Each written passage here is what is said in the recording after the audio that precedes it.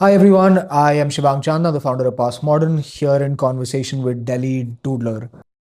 Please go ahead, introduce yourself. Hi, my name is Sadhika Gupta, and you also know me as Delhi Doodler. I'm a multi passionate artist who started her career 9 years ago.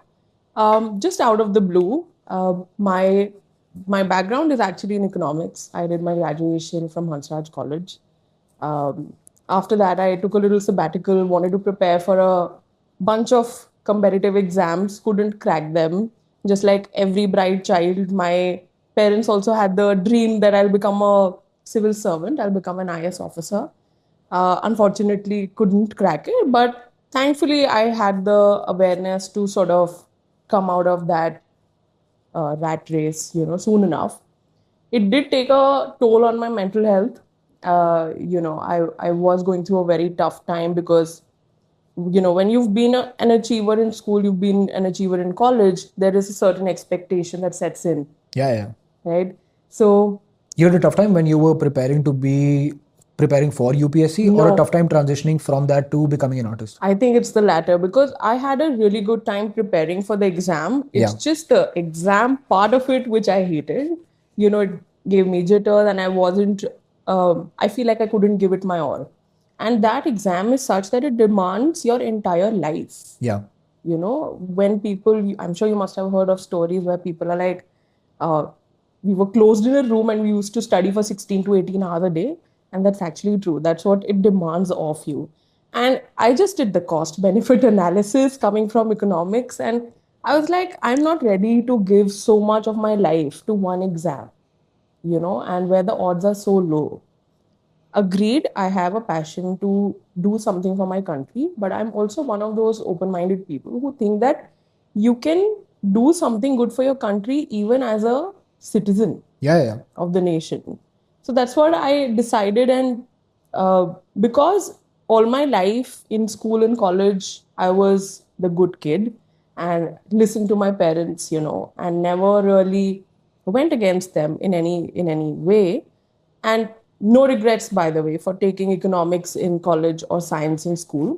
I think every experience taught me a lot, which helped me in making my business later on.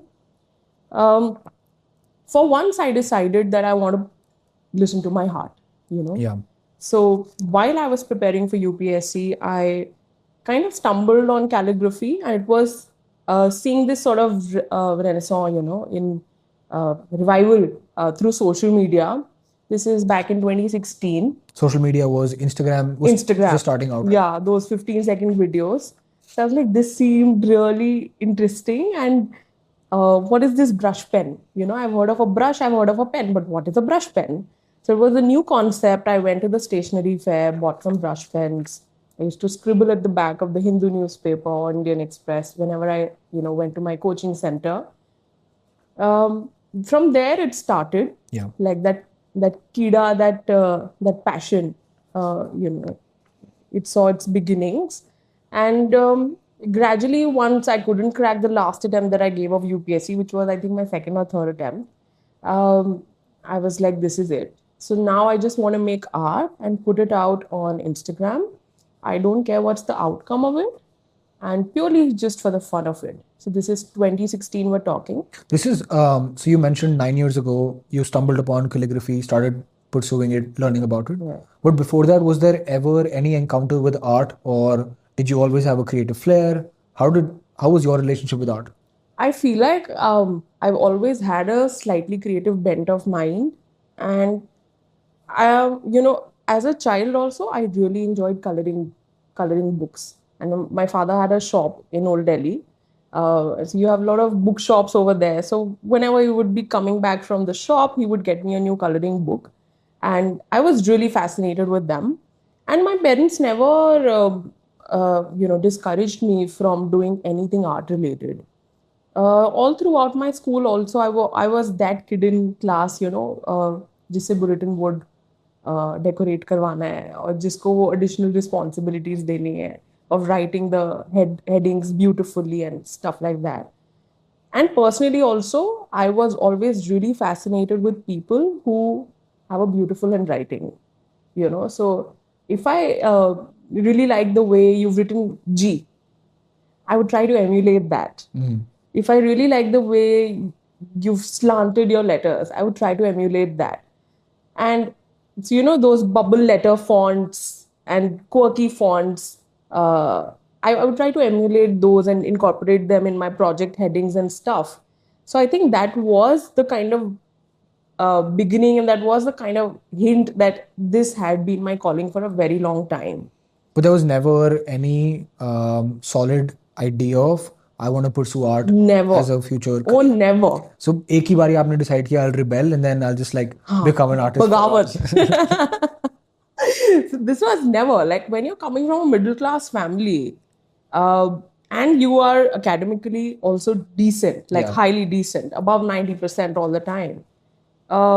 Your parents, your teachers, they would never let you think that you should become an artist. Leave everything. That is become never an an artist. option, right? In India, yes. Because automatically they know you're smart enough, so your life will go in this direction. Exactly. So I think they decide your career trajectory themselves. Yeah. So, which is also okay. Like, I was kind of headed in the right direction, but I think it was never meant to be. I was never meant to be an economist or, do a 9 to 5. Or a civil servant. Or a civil servant. I have high regards for, bureaucrats in the country, and I think they do a brilliant job. All the honest ones at least. Yeah. I think वही बात है that if you're good at what you do, you can do anything for your nation. The best thing you can do for your nation is be a good citizen. That's what I feel. So that was like the beginning of my art journey. So I think you could say that I have always been that creative kid, and I've always had like a creative bent of mind. But never a practicing artist. Never. Until 9 years ago. Until 9 years ago. Yeah. So calligraphy started. What was the transition from that to actually thinking of building a fundamental career in art? I think it took me a really long time. It wasn't like this moment happened and I decided to become an artist. There was no eureka moment like that. While I make art with my heart, I take decisions with my brain. So I like to do my cost benefit analysis all the time. So I had my civil services, preparation books for 3 or 4 years. Even after I had started Delhi Doodler. Delhi Doodler as the page. As the page on Instagram. The whole idea behind Delhi Doodler was to just put out my art and see how it goes. How did you come up with the name Delhi Doodler? Interesting story behind it. So I love alliteration. Okay. As a figure of speech. And my sister was asking me one day, what do you want to do? So we were deciding, kya naam rakhna hai? This is post the UPSC debacle. Post the UPSC debacle. So my sister was like, what do you want to do on the page? I said, I just want to doodle. And then I was like, I'm from Delhi. I want to doodle. Let's just name it Delhi Doodler. It's fun. It's got a nice ring to it. Nice. It stays with people for some time. And that's what I want. So it's a clever name. And it was a slightly ambitious name also, because if anybody thought of finding a doodler in Delhi, they should think of Delhi Doodler. Yeah. It was just as simple as that. Gradually from doodling, it, kind of moved on to calligraphy, hand lettering, and all of the other things that I tried. And I still try. Like, there is not one thing that I'm stuck to. I like to experiment a lot with different forms of art. Mm-hmm. I think one of my earliest influences in hand lettering was Filmy Owl. A very famous artist. Her name is Angel Baby, and she went by the Filmy Owl on Instagram. So I think one of her influences, and therefore mine, were the truck lettering that we see, the bright neon signages on juice boards and, those kind of... It's very interesting because Very interesting. I think you see them everywhere in India, but where I think they lack a representation in the modern lifestyle that we have. Yeah. But everywhere you go in the country, you see it. You see them. It's very common. It's everywhere. Yeah. But it seems like we have sort of discarded it in our modern. Yeah, we don't really give a very formal sort of a name to it or formal identity to it. There's nothing. It's just truckwala font. That's Truck how wala everyone font. knows it. Yeah. So, but that's very desi. That's very quirky. That's very us. I think that's very Indian because That's very we've never owned up to our art. We've never owned up to our culture. Yeah. I mean, very recently I went to this company paintings exhibit at DAG. He was talking about paintings that were made by Indians for the East India Company Okay. when they were in rule here. So all those paintings are never marked by any Indian artists, and they talked about how hard it was to actually find the families and find people who made this art. And it's because we never took ownership of it. We never took It was just ownership. made. It was just made. Yeah. I think Indians are very like laborious and they're Yeah. very sincere, workmen and craftsmen. I think that kind of explains it. So that was my early influence and truck lettering and quirky styles. And so I would, write lyrics or, words or phrases using that kind of typography. Did that hand lettering for a bit. And I think one of my earliest pushes also kind of came, or encouragement also came from her and from another friend of mine, Neha Rudu. She's also like, they were very encouraging towards me. You met all these people on Instagram? Through Instagram. Virtually, yeah. Neha is also a friend of mine, so I've met her a couple of times offline. Angel also, I've had the good fortune of meeting a couple of times, and both lovely people. I think my first paid calligraphy gig, to write envelopes for somebody's wedding, also came through Angel. In the middle of the night, she was like, Sadhika, I was trying writing for my friend's wedding, but my writing is not as good. So will you be able to help her with, writing names in calligraphy for her wedding cards?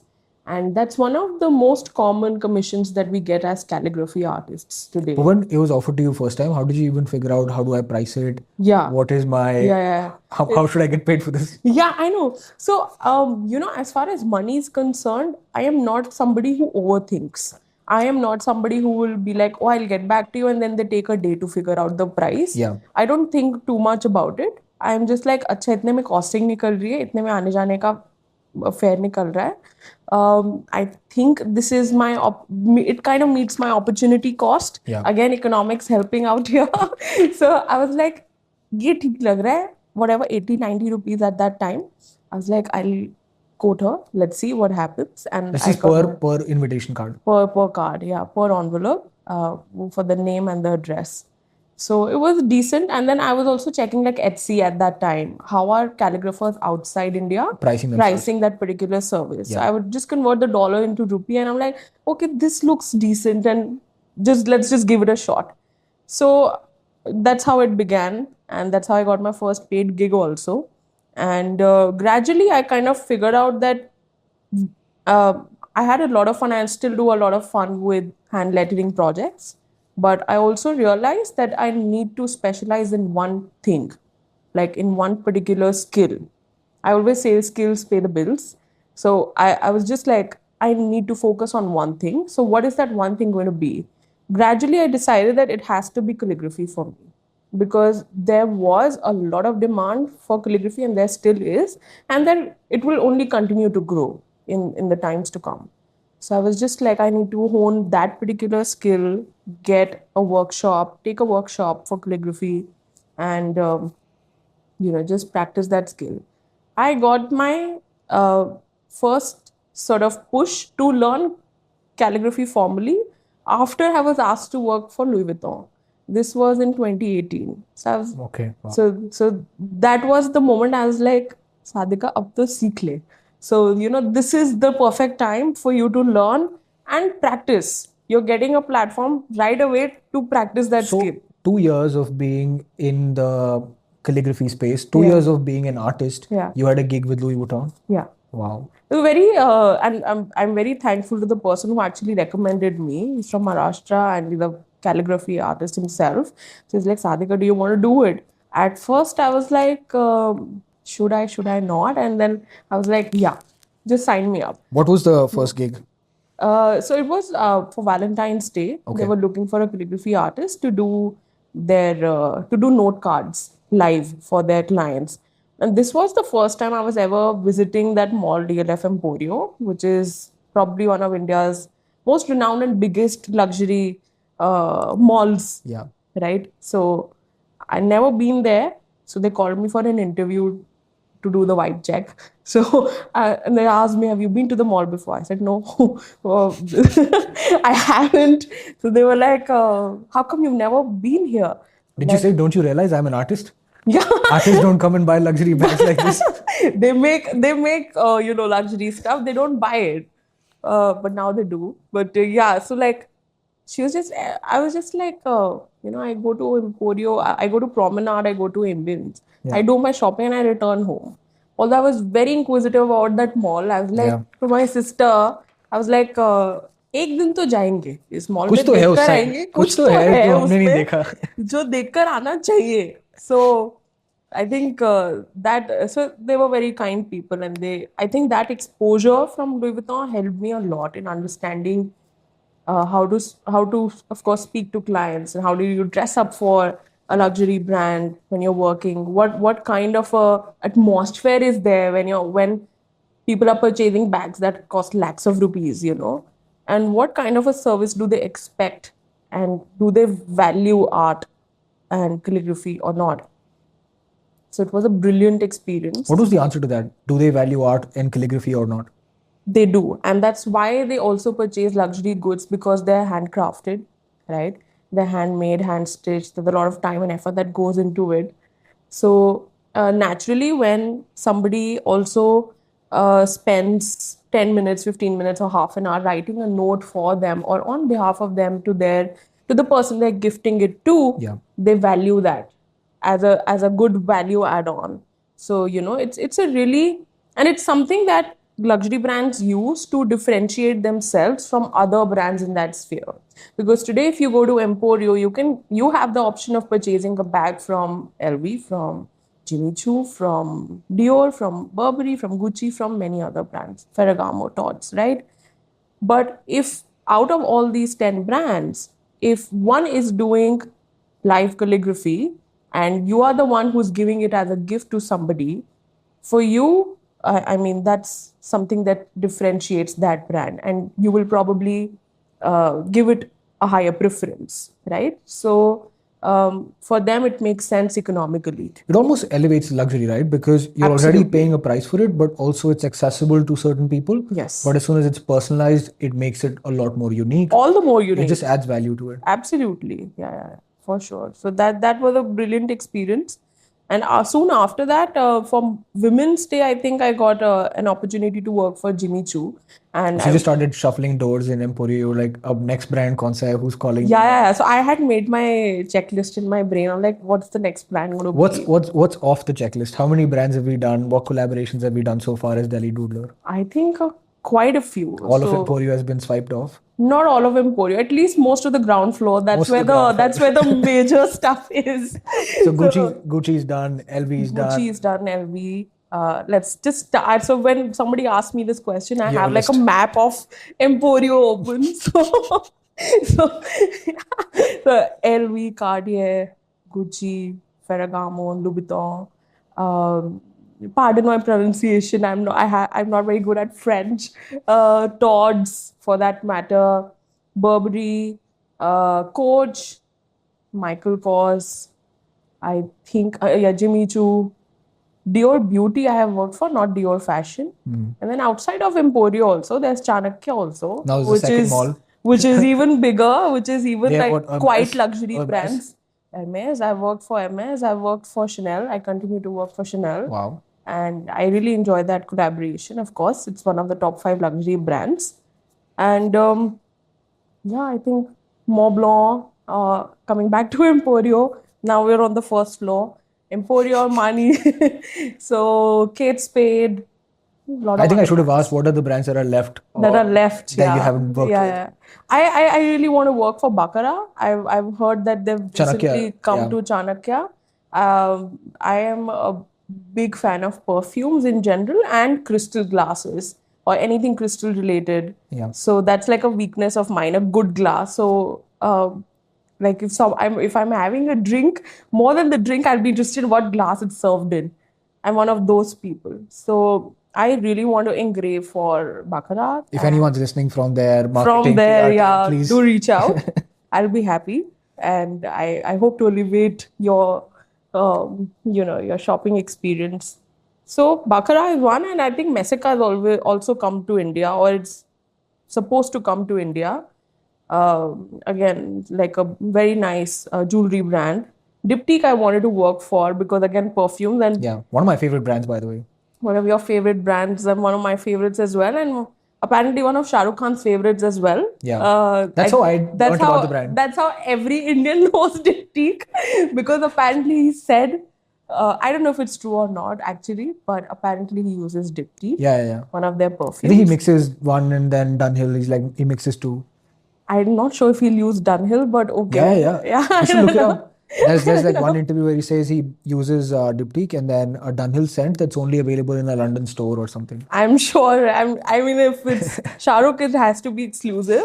So I really wanted to work for Diptyque. I went to their store The and bottles are also very beautiful. very pretty to look at, and each one has a story. And Yeah. I think that's what sets any luxury brand apart from a normal brand. They always have a story, or they always create one around their pieces. You know, that's what sets it apart from what you buy locally. You know, from a normal brand. So yeah, I think there are brands which are not neither in Emporio nor in Chanakya, but they're still on my list. One of the brands that I really want to work for is Dolce Gabbana. Last year we went to Milan, my sister and I, and we were very fortunate. There was this exhibition going on right next to the Duomo, and it just took us through the entire journey of the brand Dolce Gabbana, and it was such a heart-touching experience to just see the entire journey of the brand, how they started, how each thing that they made tells a story. Yeah.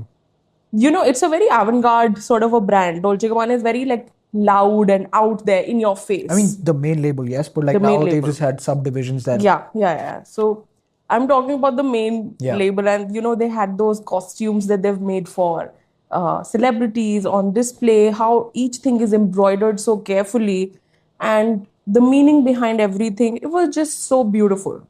So I really admire the kind of craftsmanship and the kind of effort that the brand puts in, you know, and the kind of creativity. Yeah. And they just own it. So I love any brand that just owns who they are, you know. Well, I think that sort of played against them when they owned being like racist against Asians. That's true. That was very true. bad. That's true. That's when I lost my taste for the brand. For the brand, yeah. But I think So they've done incredible work. they've done an incredible body of work, and yeah, like so I really want to work for more of those kind of brands. And yeah, I feel like even apart from luxury brands outside of India, there are brands which were on my list, and I have kind of checked them off, and I've been fortunate to work with them in terms of Taj Hotels, in terms of Zoya Jewelry. So I feel like Tata as a brand is so powerful, and it's so like it's such an honor to work with any entity that's owned by Tata. So it was always a dream to do anything for, let's say, Taj Hotels or you know Zoya or any of those brands, and I've been fortunate to work with both of them. So I have massive respect for Indian brands as well who've built something from scratch, and we all know the Tata legacy. Sabyasachi you worked with? I really want to work for Sabyasachi. So I recently saw one of his interviews where he said He's been giving a lot of interviews recently. he's been giving a lot of interviews. They're very insightful though. Very insightful and very like that guy again. He just owns who he is. Yeah. He's a maximalist, and he owns to being a maximalist. I really respect that. So he, I mean, shared those statistics that they outsold Chanel at Yeah. Bergdorf. at Bergdorf. So I was just like, man, this is Yeah. the It's beginning crazy. of an Indian luxury super brand. Yeah. So I fingers crossed one day No, I think we work he's for. done an incredible body of work. Amazing guy, amazing brand. Yes. They deserve. Yeah, I mean, they deserve he all of deserves this. everything that's coming his way for sure and more. Yeah. Nice. That's a pretty long list of brands that you worked with. Is there any one that has like stood out to you? In terms of luxury brands, Yeah, just like your engagement with them, or I'm assuming some of them must have applied the same concept where you come and you do personalized stuff, but I'm sure there must have been others where they've given you more leeway, more Yeah, room to try yeah. and experiment different things. There are two. One is Cartier, of course, and Montblanc. They are part of the same group. And the kind of creative freedom that they give me and the kind of experience I've had working at their stores or for their clients, it's been very, very insightful and it's been amazing, and not a luxury brand, but a global super brand, Google. I've done 2 or 3 campaigns for them. I've been a part of their team Pixel. And the kind of team that they have managing their brand and the kind of freedom they give to artists and the kind of support they extend to artists is beautiful. So every time I've done a collaboration with them, I've been given the utmost freedom. I've taught a doodling workshop to underprivileged kids for them. I've done a campaign for their Digital Safety Day and Mother International Mother Language, Mother Tongue Day.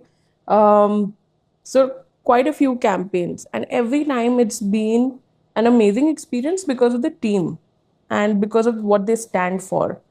So, Google as a brand gives a lot of creative freedom to artists and they value artists. I think it was one of the first brands to kind of start the whole, um, you know, experience of engaging artist influencers on Instagram.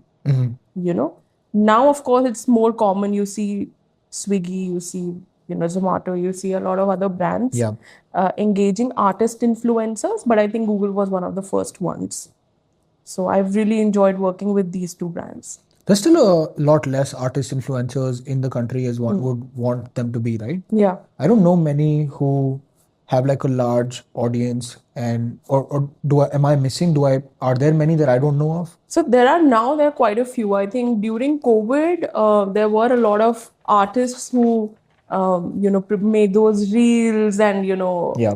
kind of jumped on the bandwagon and got some great response and crazy followers, right? And now we have a lot of influencers who do acrylics, who do doodling, illustrations, portraits, Alicia Souza for that matter, my friend Woodle Doodle, and Pranita is one, Neha Doodle, she has an amazing following. So there are a lot of artist influencers now compared to, let's say, 5 or 6 years ago. Having said that, a lot of artists are still very introverted, you know. How do you classify yourself?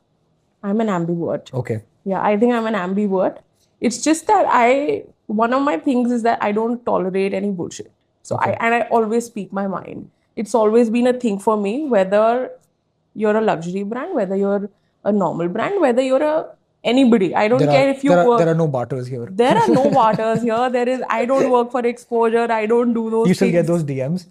Let's do a barter. Yeah. Those always keep coming and I always ignore them. Because you get visibility. Yeah, I mean, I don't care. I work for money. I'm a banya. I've swiped all of Emporio. I don't need visibility. I don't need, even before I started working at Emporio, like I told you how I've always done that cost benefit analysis in my head. Yeah. I'm like, this is not meeting my opportunity cost. Why would I take this opportunity? It's profile building.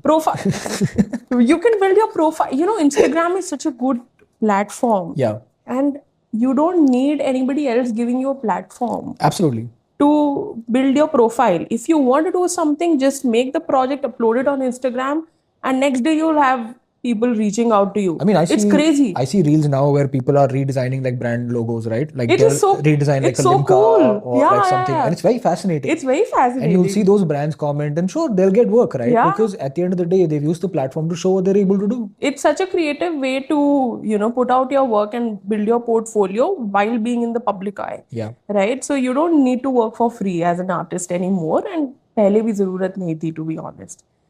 Okay, you can work for a little less in the beginning if you feel like this opportunity, while it may not be, paying me as much as I would ideally like it to. If it is giving you some sort of experience, just grab onto it. For example, there was a time when Reliance Trends was doing a lot of GIFs, so hand lettered GIFs. So they reached out to me, and I had not done GIFs before that. So I was like, this is a good learning opportunity for me. They created a mood board and they had a nice agency in between to mediate. And whatever they said for the Shera for Diwali, I think for one more festival, I made gifs for them. And while that project may not have paid me maybe what I ideally want like it to, but it taught me so much. Yeah. And I had a blast doing it. So, projects, either you should take projects that pay you well, or you should take projects that give you a lot of creative freedom, or both. दोनों में से कुछ तो होना चाहिए, otherwise it's not worth it. You know what I'm saying? That's your opportunity cost, right? That's your opportunity cost right there. And if I mean, yeah, like you don't need to kind of work for free anymore. You just need to, the beginning point for anything, if you're just an artist and you're kind of figuring out how do I price my services, the most easy way of figuring it out is just take out the cost. If it is meeting you, if you can price your service a little bit more than the cost and the client is willing to pay that, just take it in the beginning. Eventually, once you build your brand, you can charge a little bit higher, or if you have a really good competitive advantage, this is something I do that nobody else does, or this is a service which I offer which nobody else does. That's your competitive advantage right there. Again, economics helping out, figuring out your sort of niche, your sort of advantage, which gives you, a cut above everyone else. Interesting. I mean, in my opinion, like it's very hard to find competitive advantage between artists because everyone is just so unique in their own way that you just stand out from everyone else. So it doesn't feel like any of the artists are competing against each other for that spot. For sure. But I can also see it from a brand's perspective where they only have the vacancy or the budget to have one person on board. And then the competitive factor becomes the price and not the art associated with the artist. It could be one of the either maybe it could be the price, maybe it could be the quality of the service. For I can say very well that for most brands, it's price is a factor, but it's also other things that makes them choose one artist above the other. The way they conduct themselves, the way their promptness of responding and being available, their eagerness to kind of work, or their willingness, their speed of working is also a very big factor. And I think you don't always have to undercut to get that competitive advantage. In fact, I do think undercutting is not a sustainable competitive advantage in the short run and the medium run. Also doesn't make sense when you're working with luxury brands, right? Like they aren't undercutting anything. No, they aren't undercutting, but they do have budgets. So that's for sure. But I think like when I look at like luxury brands now, I think progressively with each year, they're all driving prices up. Because they're all trying to compete with the other brand and say we are selling more value. And the easiest way to do it is to just drive the price up. It's just Chanel's been driving prices up. Hermes has been doing it. Slowly, LV and Gucci will all start following suit. They'll also, So eventually, if the luxury brands are driving prices up, why do they want people associated with them to drive prices down? Never. Just as a little, again, maths coming into play. Whenever, like with each year, I have always increased my prices at least to beat inflation. Like. You know what I'm saying? If I was charging 1,000 rupees for something, the least I can do is just charge 5% or 10% more, and there is nobody who would question a 10% or 15% increment, and even if they are, you can always justify it. You can always say that, these are my new prices, so to say. And I mean, as a commercial artist, I think there's a lot to learn from you because you've come up with these like formulas, like these formulas of how to navigate the journey of like a artist who makes money off of their art, right? Absolutely. And consistently. It's not like you make a painting once every 2 years or you make a film every 3 years and it's like I'm not a very traditional artist, so to say, even though I think ironically I'm pursuing a traditional art form which is calligraphy. I'm a very modern artist in my thought, in my approach, and I first look at the economics of things and then the other things, you It's like the know. very Andy Warhol school of art where it's like Yeah, it's a factory. you can say that. We do repetitive stuff, we do it at scale. Yeah, There's I a don't like model the here. term factory. I That's don't what he like, used to call it, right? yeah, I don't like the use of word factory, because what I do takes a lot of patience. It takes a lot of practice, and it takes a lot We'll of call it time. atelier for Atelier, of just course, to make it sound just more to amp it fancy. up, just to fancy You it know, they up. say like Dior bags, LV bags, say like we make it in our atelier. Atelier, yeah, Although yeah. they are being made everywhere in the world, but yes.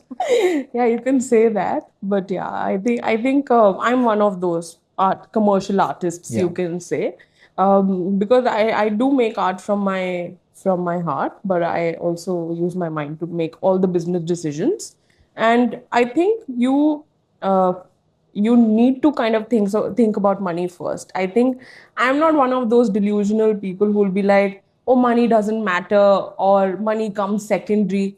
I think money takes care of a lot of things and of a lot of inconveniences in life. Yeah.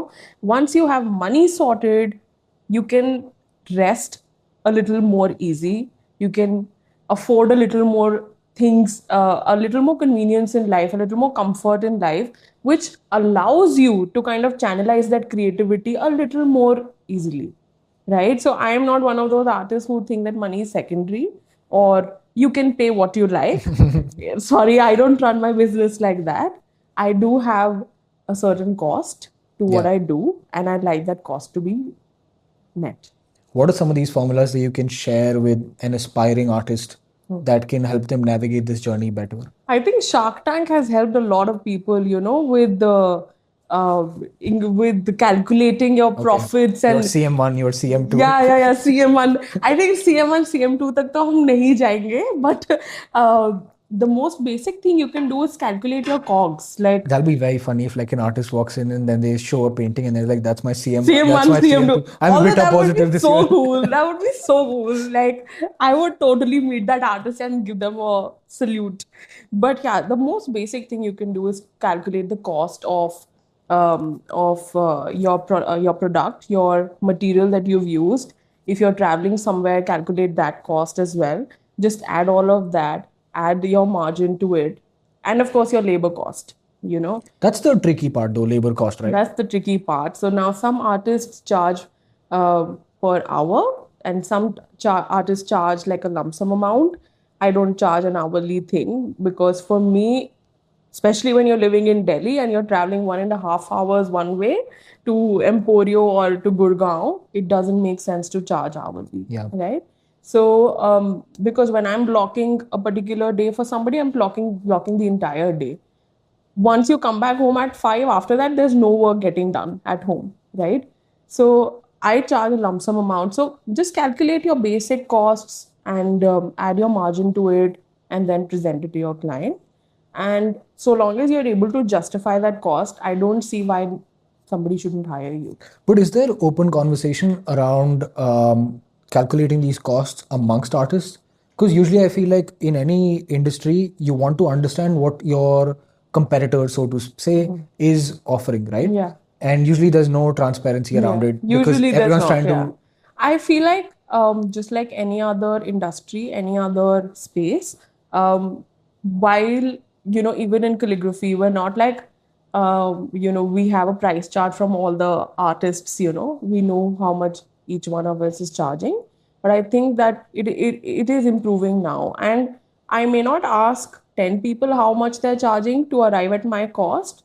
I don't even need to, but I do have one or two go-to friends, and Yeah. I think each one of us have those one or two people that we rely on, that I'm thinking of charging this much. Do you think it's justified, and how much did you charge this particular brand? So it's important to have conversations around pricing, so that as an industry or as a community, we're not undercutting each other. Yeah. कहीं पता चला हम सारे ही एक दूसरे को Everyone's net negative. everyone CM1 CM2 is N negative. So Just for the sake I of getting work. yeah, so just for the sake of getting work, वो भी काम नहीं करना हमने. We do want to be profitable. Yeah. At the end of the day. I think with art it's just much more difficult because with clothing, for example, my industry, right? Everyone who's a part of like making clothing understands what a fabric cost is, our labor cost is also fixed per state, right? So it's very easy to come up with the numbers. Right. So you can arrive at your CM1, CM2. Yeah. And usually when so we were having this conversation very recently, a friend of mine, we were talking about another brand's pricing. And we were talking about how overpriced the products are. And he said, यार ये अपनी Taylor को ना दिन में 15 बारी चाय पिलाता होगा, इसलिए इसने इतना कॉस्ट रखा हुआ है. Right. So it's just like we know what the cost is, but with art, I think it's very hard to understand like labor cost. Yeah. Because I think we had this conversation last time, but I was talking to you about Gond art, right? Like extremely intricate, must take a lot of hours just to make a painting. But then you put it in comparison to an abstract art of, let's say, a Rothko who's throwing paint.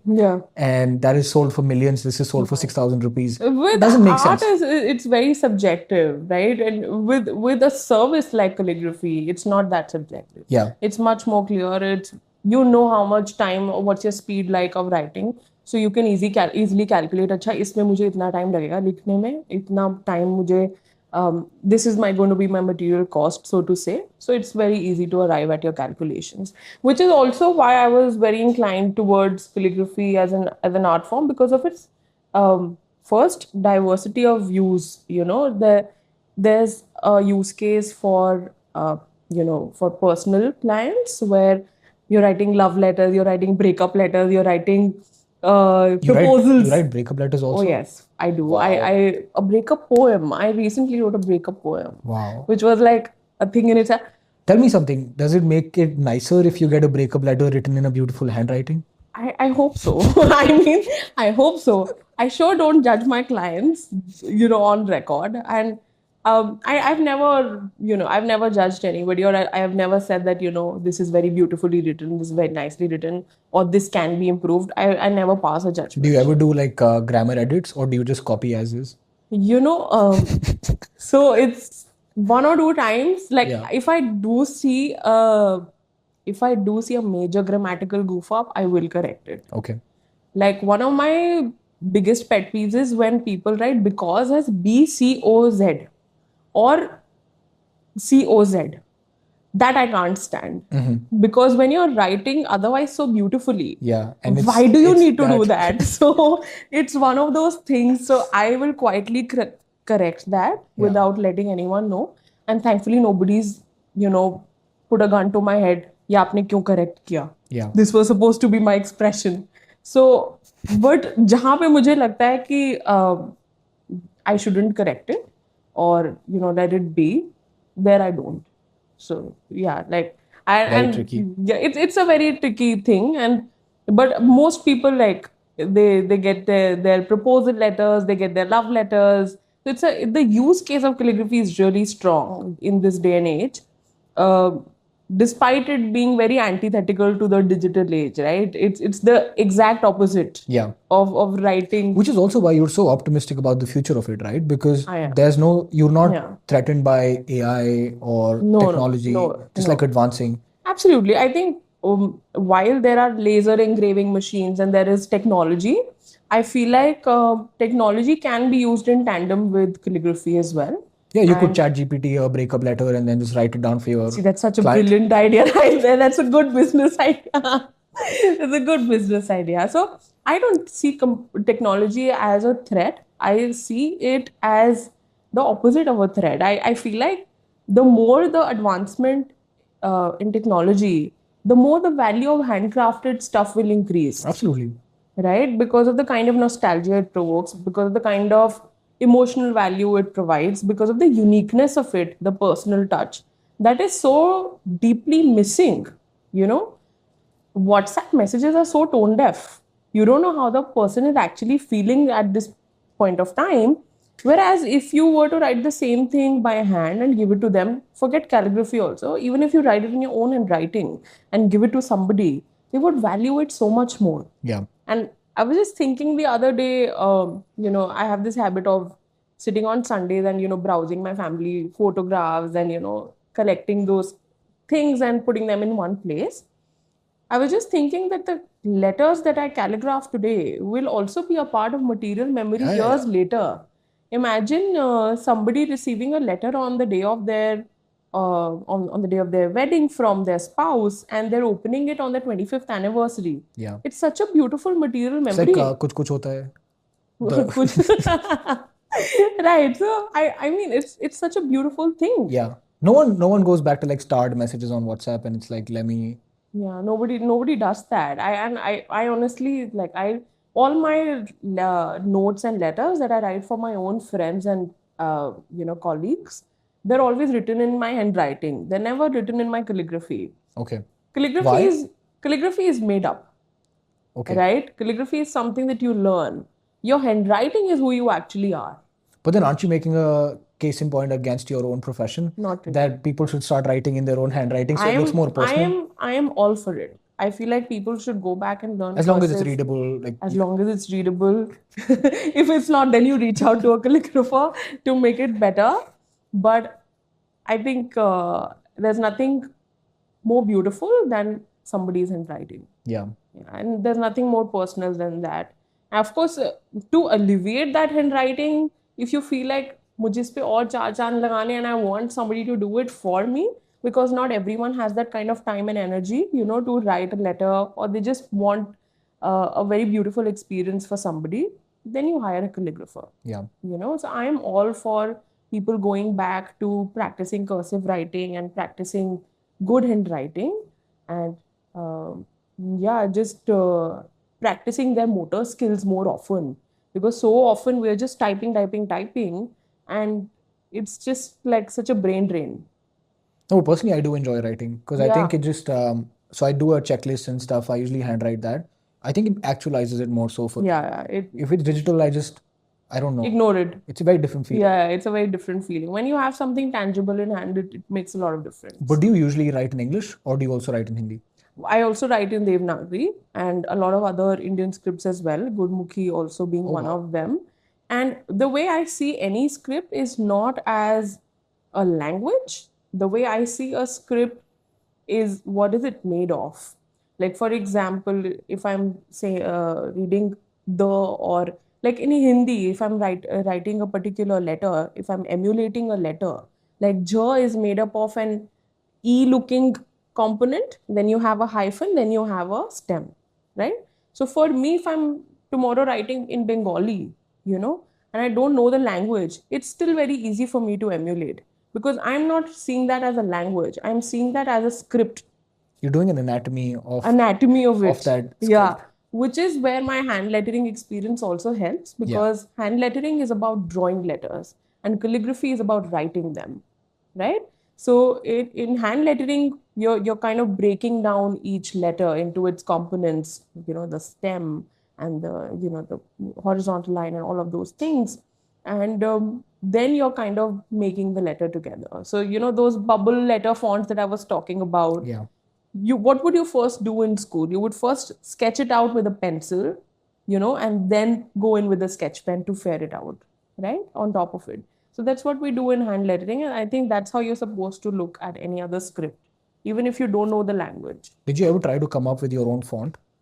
I wouldn't, no, like a digital font, no. Or I mean, you can handwrite an entire font also, right? I feel like with time and practice, I feel like there are little things which I've got added on to my calligraphy style. Traditionally, what I practice is called the copperplate script, Okay. right? Um, Eventually, I feel like with time, the way I curl maybe the end of A, or the way I draw a T, it's become a little more unique in itself. That's your distinctive style. Maybe you can say that. Yeah, I think so. I feel like those little personal touches then make a traditional style your own. Yeah. Yeah. So I'm not somebody who is very rigorously following the traditional script. I do like to deviate a little bit here and there and add my own little flourishes or add my own little ornamentation to the script, because I think that makes it my own. But then do you care more about, let's say, someone getting something personalized from you and being happy about it? Or do you enjoy the fact that at some point in your life you'll have a body of work that more people can recognize from a distance and say, oh, that's a Delhi Doodler's work? I think we're getting to the second part, and the second part will take many more years to come, because I'm a very experimental artist, right? While I do calligraphy, while I do hand lettering, I also like to curate experiences around other things, for weddings or for personal events and things like that. The first part is what I'm more focused on, where somebody receives something from me and they're very happy about it. Interestingly, and one of the reasons why I do what I do, despite it being sometimes very challenging in terms of meeting a very strict timeline, is because it makes somebody happy. So I'll tell you an interesting thing. There's this lady, and she's throughout her courtship period, she would be getting perfumes or gifts engraved, personalized from me, and I would give her ideas, or I would be like, yeah, you should get this done, you could get this done, and all. And on the day of her wedding also, she got a letter written to her spouse, and she presented it to him. And on the day of a morning on the morning of a wedding is when I actually sent the card, because she didn't get the time to send me the matter much sooner. So she sent me the matter one night before. So it was a very last minute thing. And she calls me and she's like, Sadhika, this is the one thing that I actually love about you. You're so dependable. This is the morning of my wedding. And I was just like, I was relaxed. I knew that if I've given some work to you, it will be done and it will be done in time. So that dependability is something that I think is also one of my advantages, my competitive advantages. I'm not saying you sacrifice your life for it, but sometimes it's worth it. Because when somebody is calling you on one of the most important days of their life, Yeah. and saying thank you, and saying that, thank you for making it happen in time, and you're so dependable, I think it's a compliment of the highest order, right? So there have been times where people have written back to me and said, that made my partner tear up, or that made my mom really happy. So thank you for that. That thank you makes it worth it, So that emotional reaction is something that I look forward to more at this point of time, rather than developing my unique style or being very precisely perfect in my craft. I think the second part takes a very long time, and it's a journey. I've just come to accept the fact that it's not going to happen in a day or a month or a week. It will happen eventually over a period of time if you have that kind of sincerity towards honing your skills. So the former is something that keeps you going. The Yeah. latter is what you Aim envision. to. Yeah. I think you should always have that sort of vision for you and for your brand. Absolutely. That this is what I want to accomplish 5 years from now or 10 years from now, and just keep doing your work at present. Yeah. But coming to think about what you mentioned about timing, I feel it's just very interesting that the time that we live in now, people being more familiar with things like quick commerce delivery, everyone values speed so much more now. But that also makes it a point that the opposite becomes more valued as well, is that a longer taking process just Yeah. has a lot more value associated to Absolutely. it now. I mean, we do a lot of like handmade products, and sometimes it's very difficult to also explain to customers because they want to have something artisanal made, but they need it in 2 days. Yeah. And you realize sometimes that if But you do make it happen in 2 days. The case in point Sometimes. is the shirt, and I think Friday or Saturday is when we were talking. Yeah. In the evening, and I was like, could you custom make the size? And you're like, we'll make it, and within 2 days it's done and dusted. It's such a comfortable shirt. So one of the things that I noticed on your website, which I really liked, was that while most brands I've seen, they charge extra for customization, you don't. Yeah. And as a consumer, I really like that. I appreciate that's your way of being a size inclusive brand, right? And because you're not charging extra for it. And what a fine shirt which you've come out with in 2 days. So it is possible for you to do it in 2 days.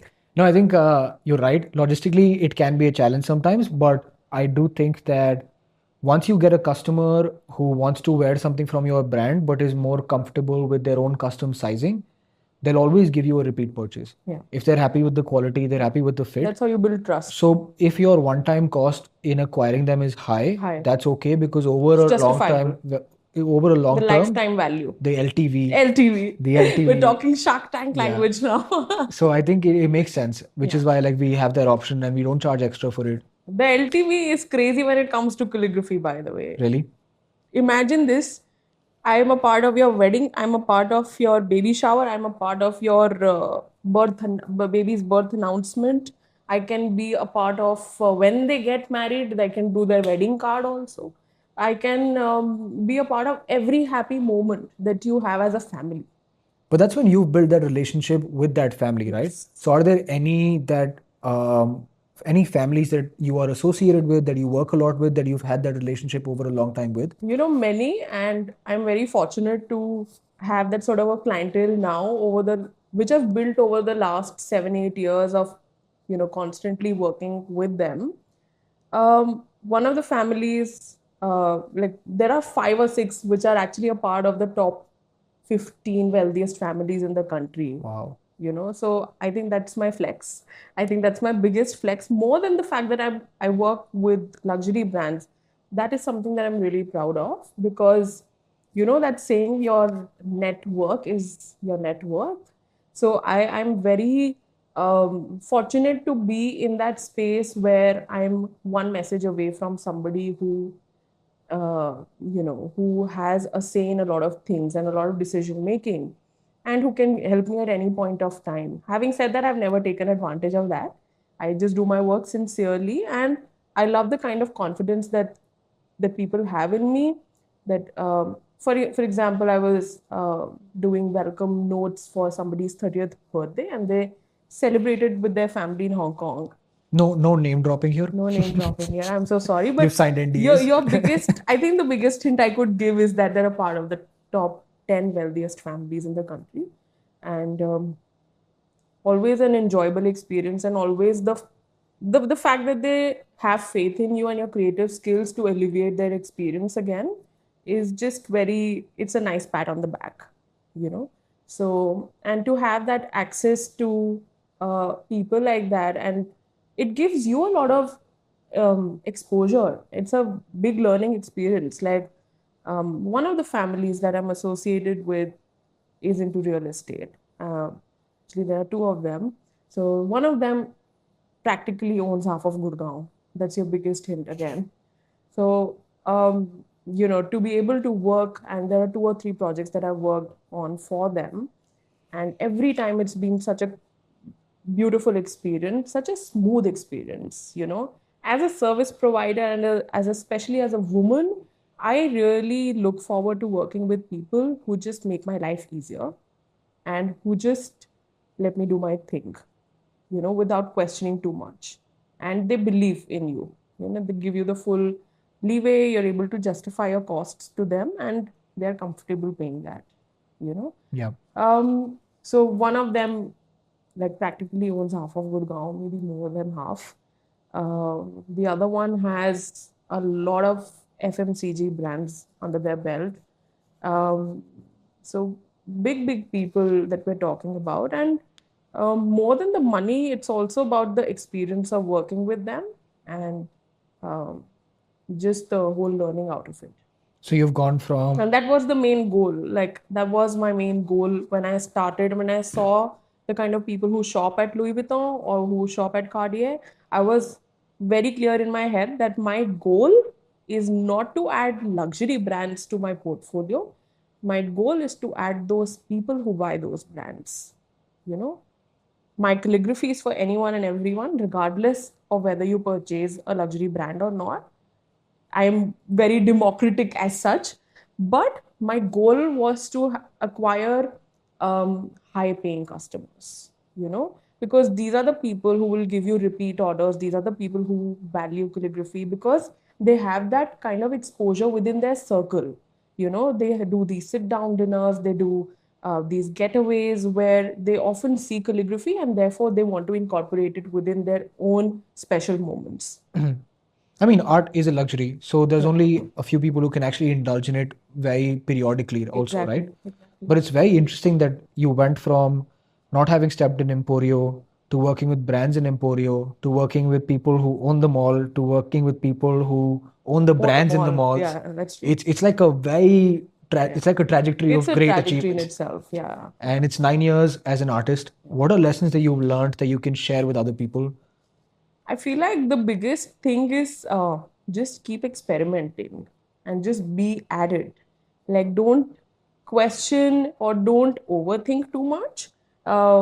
Whether that's the money part of it, whether that's the creative part of it, just be at it. One step at a time is literally my motto. I don't overthink too much about these things.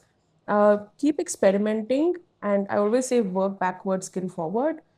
Just keep honing your craft and your skills so that you are able to justify the cost of what you're doing to others. That's the only way you'll be able to justify what you're doing. If you're good at something only, then you can charge money for it, right?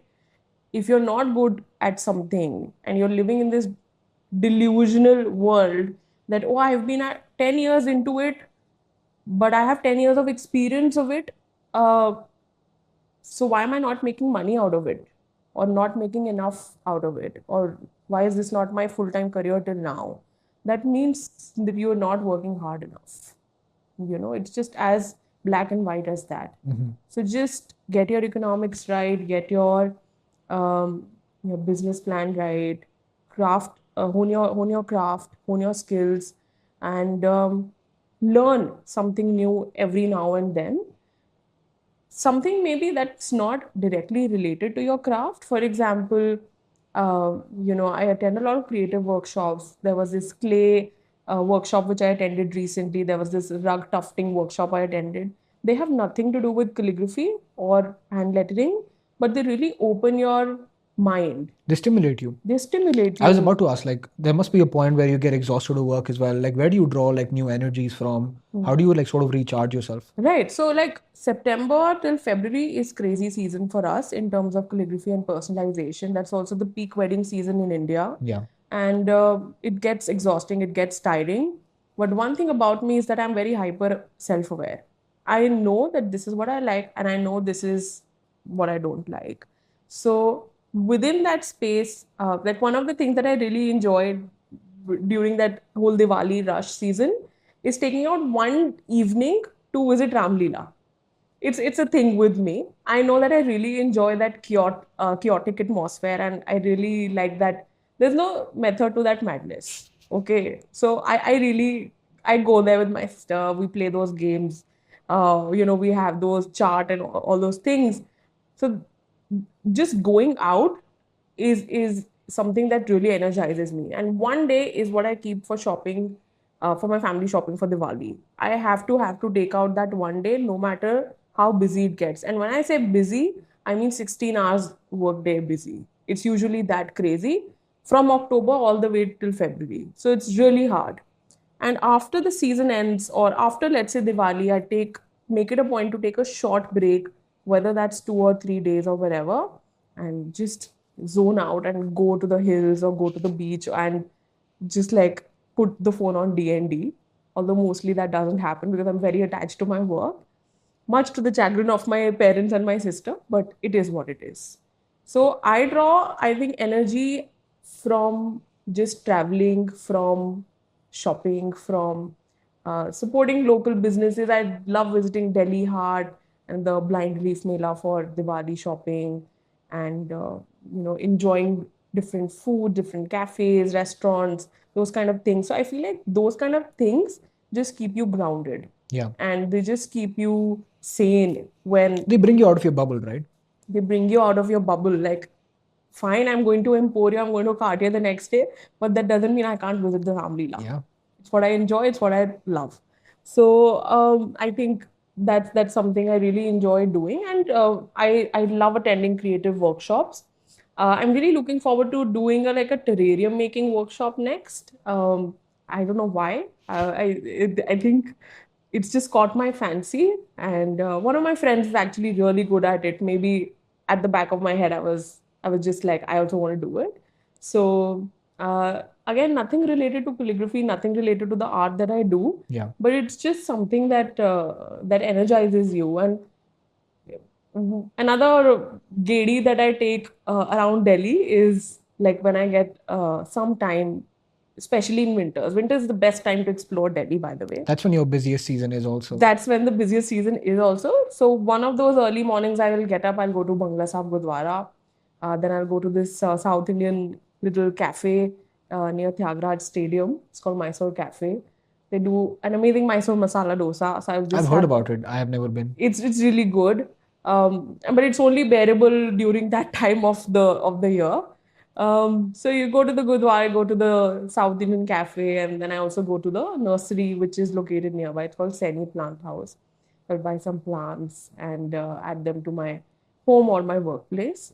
It's just a little route, giddy route that I take, and it's just something that I enjoy. Yeah. So I may or may not have company. Maybe my sister's busy in her own thing. Maybe my friends are not up for it. I will go. I don't care. I'm all for like solo dates and solo adventures. Yeah. Nice. Last question I want to ask you. Almost closing in on a decade of being an artist. What's ahead? I feel like there's so much to do. And if you had asked me this question 5 years ago, I would have again said there's so much to do and there's so much that I've done in the last 5 years alone. Like, I never thought I'll be stepping out of customizing for luxury brands and doing customization for weddings or, for private events. Yeah. And we do a lot of those, and it's so fun. Once again, I really like being in an atmosphere where the energy is electric, and there is people are happy, they're in their own happy space, and you're adding something of value to that experience. I never thought I'll be democratizing the calligraphy experience and bringing it to the masses, Yeah. so to say, and not just Emporio or Chanakya Mall. But here we are, and there is so much that while I have done, there's so much that is remaining. I really want to learn more calligraphy scripts, and I really want to practice more of italics. I want to learn more of gilding, illumination. I have taken a workshop recently, and I do want to hone that craft.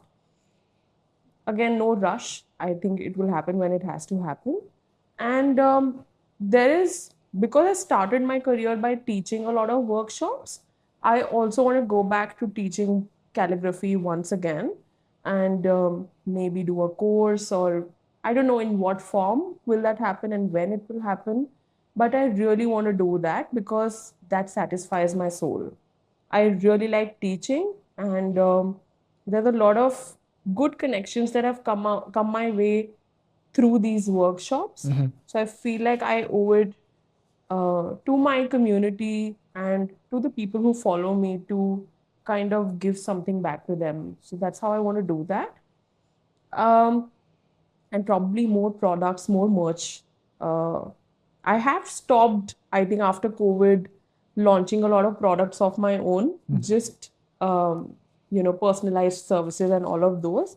I feel like you can only do one thing at a time, and this at one point of time there's a lot of brand work, there's a lot of personal commissions, and there's so it doesn't really leave much space for me and mental bandwidth for me to create a lot of products of my own. But eventually I do want to do that, again, to satisfy my creative self.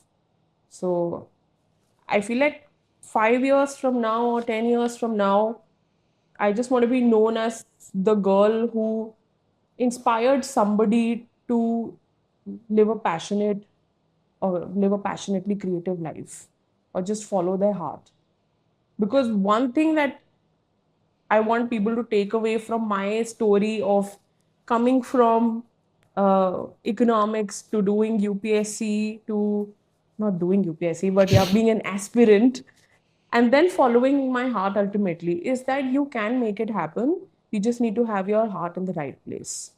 So I do want to be known as the person who uh, did it and who did it without compromising on ethics. That's like a major thing for me. Ethics above everything else.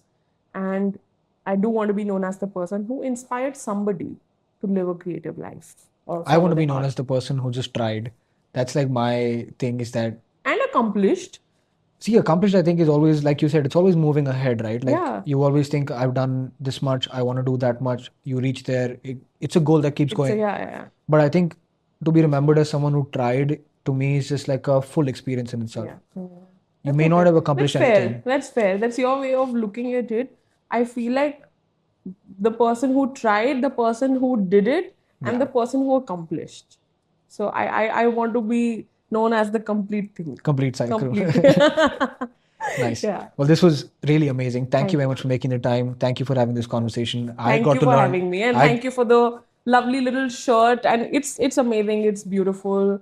I love the kind of design language that Past Modern has. I think it resonates a lot with the newer audiences and the Gen Z and the millennials. I'm a millennial, so I feel like just keep at it. And congratulations on building the kind of brand that you Oh, have. thank you. Thank you very much. I mean, it's an absolute pleasure to see you wear our work. Thank you. I feel very happy.